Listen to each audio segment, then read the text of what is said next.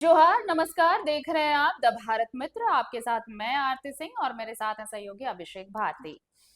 देखिए, घाटशिला उपचुनाव की हलचल तेज होती जा रही है। जैसे जैसे वोटिंग का वक्त नजदीक आ रहा है, वैसे वैसे चुनाव प्रचार भी तेज हो रहे हैं। सभी दल अपने अपने हिसाब से जोर आजमाइश में लगे पड़े हैं। कुछ दिन पहले, अभी 2 दिन से यहाँ है, 2 दिन पहले तक अभिषेक भारती भी वहाँ ग्राउंड जीरो से रिपोर्टिंग कर रहे थे। बहुत कुछ आपने देखा होगा, सुना होगा। सबके अपने अपने मुद्दे हैं। वहां मुद्दों पर वोट नहीं होते, ये बात तय है। हम कई वीडियो में भी दिखा चुके हैं और आप भी वहां से आप देख कर आए हैं। लेकिन जेएल कैंप की एंट्री जैसे ही होती है भारती वहां पर, उसके बाद एक अलग सी तस्वीर बन जाती है। तस्वीर इसलिए बनती है कि जेएल कैंप का प्रत्याशी पिछले बार सिर्फ 8,000 वोट लेकर आता है, लेकिन इस बार परिस्थितियां बदली हुई हैं। ये भी कहा जा रहा है कि इस बार वो 8,000 वोट भी हासिल नहीं हो पाएगा रामदास मुर्मू को, जो जेएल कैंप के प्रत्याशी हैं। तो ये सवाल क्यों उठ रहे हैं, और इस सवाल से क्या जेएल कैंप भी वाकिफ है? तो इसलिए जेएल कैंप को लगता है जो बदलाव की बात, विकास की बात जेएल कैंप अब तक करता आया है, उसमें एक और मुद्दा जोड़ा है जेएल कैंप ने, और वो मुद्दा है परिवारवाद का। परिवारवाद कैसे मुद्दा है, ये पहले मैं चाहूंगी कि आप वो पहले सुन लीजिए कि जयराम महतो परिवारवाद का मुद्दा क्यों उठा रहे हैं और किसके खिलाफ ये सारी चीजें हैं, वो सुन लेना चाहिए। उसके बाद हम अभिषेक भारती से भी इस बात पर चर्चा करेंगे। सुनिए पहले जयराम महतो को परिवारवाद को लेकर क्या कुछ कह रहे हैं। रामदास बाबू जब झारखंड के मंत्री थे तो झारखंड का कोई बेटा उनकी जगह लेगा, उनका ही परिवार क्यों लेगा? और हमको आज तक समझ में नहीं आया भाई, ये सहानुभूति क्या है? इस सहानुभूति राजनीति में क्यों? आप ही बताइए, क्या अगर कोई किसी डॉक्टर का निधन हो जाए तो क्या डॉक्टर के बेटे को डॉक्टर बनाया जाता है? क्या बनाना उचित भी रहेगा?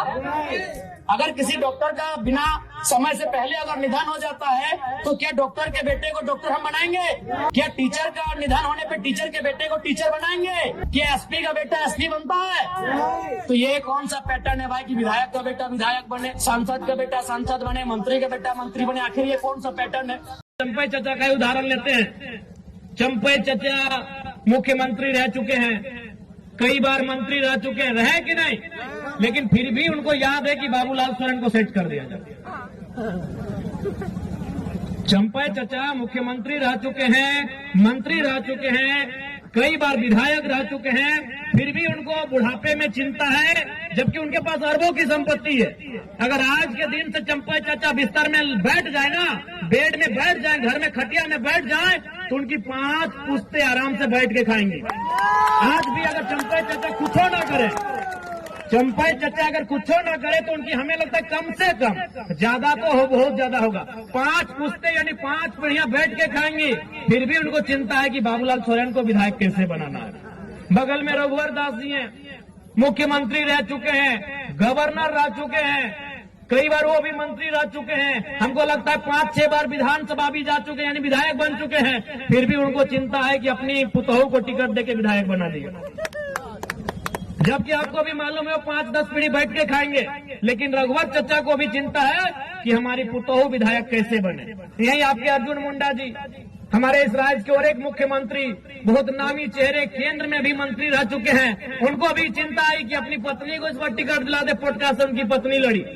तो ये अब जनता को तय करना है कि जो मुख्यमंत्री रहा है उसको अपने बच्चों की चिंता है, उसे अपने बेटे की, पुतोहू की, पत्नी की चिंता है। तो जनता अपने बच्चों की चिंता करती है नहीं करती है, ये आप पे डिपेंड करता है। उनसे सीखिए कम से कम। वो मैं 3 मुख्यमंत्री का आपको नाम गिनाया, आप ही के कोल्हान के, उधर मधुपुरा को छोड़ देते, अभी दूरी है, यहीं आपके अगल बगल के चंपई चाचा, रघु चाचा, मुंडा जी, 3 मुख्यमंत्री। और किनको टिकट दिलाया? एक ने बेटे को जो घाटशिला में उम्मीदवार है, एक ने पत्नी को जो चुनाव हार गई, और एक ने अपनी पुतोहू को जो चुनाव जीत के विधायक बनी है। अरे जिनके पास अरबों की संपत्ति है, लाख और करोड़ तो छोड़िए, अरबों की, जिनकी संपत्ति अनुमानित अरबों की है, आज वे लोग चिंता कर रहे हैं मेरा बेटा कैसे विधायक बने, मेरी बहू कैसे विधायक बने, मेरी पत्नी कैसे विधायक बने। तो आज जनता को भी सोचना होगा कि जनता की आवाज कौन बनेगा, जनता के लड़ेगा कौन, जनता के बच्चों के भविष्य की आवाज कौन बनेगा, उनके शिक्षा, स्वास्थ्य, रोजगार पे बात कौन करेगा, उसके लिए उनको वोट करना है, ये जनता को समझना होगा।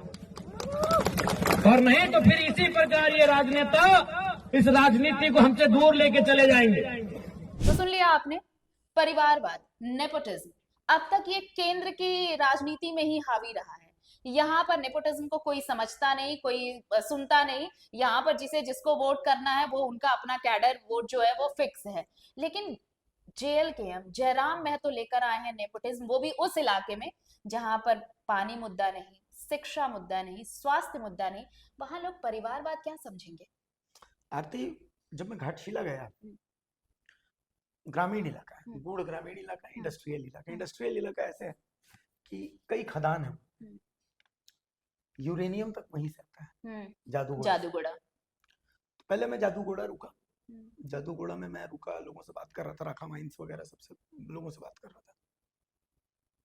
वहां के लोगों के लिए ये मुद्दा नहीं। वहां के लोगों से मैंने पूछा कि यूरेनियम के रेडिएशन और ये तमाम चीजें आप लोगों को, हम चूंकि हम बाहर रहते हैं, पहली बार मैं जादूगोड़ा आया हूँ, तो हमने कई डॉक्यूमेंट्रीज देखी कि यहाँ लंगड़े लूले बच्चे पैदा हो रहे हैं, दिव्यांग बच्चे पैदा हो रहे हैं। तो अब यूरेनियम निकल रहा है तो ये तो होगा ही। उन्होंने ये बात कही, एक्सेप्टेंस हाँ, है। उन्होंने कहा कि यूरेनियम निकल रहा है तो ये होगा ही। लेकिन तो मैंने बोला तो आप लोग इसका विरोध, बोला विरोध काहे करें? उनका कहना है कि भाई हमारी दाल रोटी इसी से चल रही है, तो हम विरोध करके भी क्या कर लेंगे, और कौन सुनेगा हमारा विरोध। उससे आगे बढ़ा भाटिन माइंस। भाटिन माइंस में भी लोगों से रुका कि भाई यहाँ भी यूरेनियम निकलता, वहां भी लोगों की वही स्थिति। दूसरी चीज, अच्छा उसके बाद फिर आगे गया तो सुरदा माइंस फेज 2। तो वहां क्या है कि अब हिंदुस्तान कॉपर लिमिटेड था, हिंदुस्तान कॉपर लिमिटेड को बंद कर दिया गया। बंद करने के पीछे कारण कहा गया कि भाई यहाँ जो कॉपर निकल रहा है, उस कॉपर को आप इनफिल्टर, मतलब उसको फिल्टर करते हैं, उसका प्रोसेसिंग होती, तब आप कॉपर मेटल निकलता है ओर से। लेकिन यहाँ पर वो प्रॉफिटेबल नहीं हो रहा है। तो कॉपर तो निकल रहा है, लेकिन उस कॉपर को भेजा जा रहा कहीं और, यहाँ पर उसका प्यूरिफिकेशन नहीं हो रहा। इसीलिए हिंदुस्तान कॉपर लिमिटेड को यहाँ बंद कर दिया गया। बहुत सारे माइंस हैं, उन माइंस में लोग जो है आउटसोर्सिंग में खनन कर रहे हैं। रोस्टर ड्यूटी है। अभी 3 दिन पहले हमने दिखाया कि रोस्टर ड्यूटी के चलते एक मजदूर जो डिप्रेशन में आकर मर गया। आप सोचिए कि आज आपको मॉर्निंग शिफ्ट करनी है, कल इवनिंग शिफ्ट करनी है और परसों नाइट शिफ्ट करनी है, तो आपका जीवन कैसा होगा? वो डिप्रेशन में आकर के मर गया। रिम्स में इलाज के दौरान नाक से खून निकलने लगा और ब्रेन हेमरेज हो गया उसका। लेकिन गजब बात ये देखिए आप, घाटशिला में ये सब कुछ मुद्दा नहीं। मैं धालभूमगढ़ गया, धालभूमगढ़ में बुरुडी है और बहुत सारे पर्यटक स्थल है घाटशिला में, गजब पर्यटक स्थल है। लेकिन उन पर्यटक स्थलों के डेवलपमेंट की कोई बात नहीं, ठीक है। तो जयराम महतो अगर ये बात कह रहे हैं कि राजा का बेटा राजा नहीं बनेगा, तो जयराम महतो तो ये बात कह रहे हैं, लेकिन उनकी बात को सुन कौन रहा है? वही मैंने वहां पर बेसिकली 2 बड़े वोटर्स हैं घाटशिला में, संथाली वोटर्स हैं, सेकंड नंबर पर कुड़मी वोटर्स हैं। कई कुड़मी 12 से 13% कई कुड़मी गांव है। अब ये जो संथाली वोटर्स, इन संथाली वोटर्स के वोट सिर्फ 2 जगह पे जाएंगे। हाँ, सिर्फ 2 जगह, या तो बीजेपी को जाएगा या जेएमएम को जाएगा। ज्यादातर माना यह जा रहा है कि वो जेएमएम को जाएगा। कारण ये कि उन्होंने कहा कि हमने अपना वोट तो दे दिया था रामदास जी को, अब उनका असामयिक निधन हो गया है, तो उनके बेटे को ही मौका देना चाहिए, ठीक है। उनके मन में ये नहीं है कि भाई हम भी चुनाव लड़े और ये करें। तो सिंपल यही उनके दिमाग में ये। घाटशिला शहर के बाहर की आप बात करेंगे तो मैं आपको ये बता रहा हूँ, घाटशिला शहर के अंदर की बात करेंगे तो यहाँ 2-4 लोग हैं ऐसे, मनसाराम हंसदा जैसे लोग हैं, एक आपके और भारत आदिवासी पार्टी से एक है पंचानन सोरेन है, इस तरीके के कुछ लोग हैं जो ताल ठोक रहे हैं। लेकिन ये बहुत वोट शहरी क्षेत्र से बाहर के बहुत वोटर इनके पास नहीं है। तो सवाल ये है कि जयराम महतो जिस बदलाव की राजनीति की बात कर रहे हैं, बहुत सुनने में बहुत अच्छा लगता है, सोशल मीडिया पे बहुत लाइक कमेंट में मिलेंगे अगर जयराम महतो के इस बयान को चलाया जाए। लेकिन सोशल मीडिया से बाहर झारखंड की एक बड़ी जनता ऐसी है जो सोशल मीडिया यूजर नहीं है। मुसाबनी में आप जाइएगा, तांबा निकल रहा है, लेकिन लोगों की स्थिति आप देखिए, तो वो खदान में काम कर रहे हैं, लेकिन उनको चाहिए एक पर कि ठीक है दे दिया, वोट दे दिया। तो बदलाव की राजनीति के लिए फिलहाल तो झारखंड प्रिपेयर्ड नहीं है। तो जब झारखंड बदलाव की राजनीति के लिए प्रिपेयर्ड नहीं, झारखंड ही चाहता है कि भाई यहाँ राजा का बेटा राजकुमार बने, राजकुमार ही फिर राजा बने। झारखंड ये घाटशिला चाहता है, घाटशिला के लिए कि भाई रामदास सोरेन के बेटे सोमेश सोरेन, चंपाई सोरेन के बेटे बाबूलाल सोरेन यहाँ पर चुनाव लड़ रहे हैं। वो बोलते तो और कौन लड़ेगा, आप लड़िएगा। उनका ये कहना है कि आप लड़िएगा, आप तो नहीं लड़िएगा ना। तो उनका कहना है कि भाई लड़ना ऐसा आदमी चाहिए जो कुछ कर सके। क्या कर सके? हमको भाई रिम्स में अगर काम है तो रिम्स में फोन करते तो हमको बेड मिल जाए, ठीक है। अच्छा एक और खास बात और, मैं कई गांव में घूमा, सड़कों की स्थिति अच्छी है घाटशिला में, बुरी नहीं है। अब जमशेदपुर से सुंदरनगर होते हुए जब आप जाएंगे घाटशिला सुरता माइंस, आपको सड़क बहुत बढ़िया मिलेगी। अंदर गांव में भी आप जाइएगा, विधायक रामदास सोरेन के कोटे से सड़कें बनाई गई हैं, पानी की टंकियां बनाई गई हैं, तो ये सब चीजें तो की गई हैं वहां, और लोग ये मानते हैं कि यहाँ पर पानी का और सड़क की तो दिक्कत नहीं। हाँ, दिक्कत किस चीज की? स्वास्थ्य सुविधाओं की समस्या है, स्वास्थ्य सुविधाओं की समस्या, लेकिन ये सब लोगों के लिए यहाँ बहुत ज्यादा मुद्दा नहीं है। नहीं। तो कुल मिलाकर के जयराम महतो की ये जो बदलाव की राजनीति है, फिलहाल घाटशिला तो उसके लिए तैयार नहीं है, यही देखा। मतलब परिवारवाद, अगर परिवारवाद की बात वो ला रहे हैं, आपने सुना कि वो कह रहे हैं भाई कि कोल्हान के जितने भी नेता को आप देख लीजिए, सिर्फ चंपई की बात क्यों, रामदास सोरेन की बात क्यों, आप रघुवर दास को भी देखिए, वो मुख्यमंत्री रह चुके हैं, वो भी अपनी ही विरासत को आगे बढ़ाने की कोशिश करते रहे, और इसी का नतीजा है ना कि बहू उनकी जो है वो विधायक बन चुकी हैं। चंपई सोरेन भी मुख्यमंत्री रहे, खूब सारी संपत्ति उन्होंने इकट्ठा की, लेकिन फिर भी वो चाहते हैं कि बाबूलाल सोरेन ही बन जाए विधायक। रामदास सोरेन जो अब हमारे बीच नहीं रहे, उनकी भी मतलब वो लंबे समय से राजनीति करते रहे, संपत्ति के मामले में तो वो भी कम नहीं है, लेकिन फिर भी उनका ही बेटा, उनकी एक बात जो थी, ये पूरे जब आपने पूरी बाइट सुनी होगी तो एक बात उनकी थी कि भाई अगर कोई मंत्री किसी राज्य का है तो वो पूरे राज्य का मंत्री है।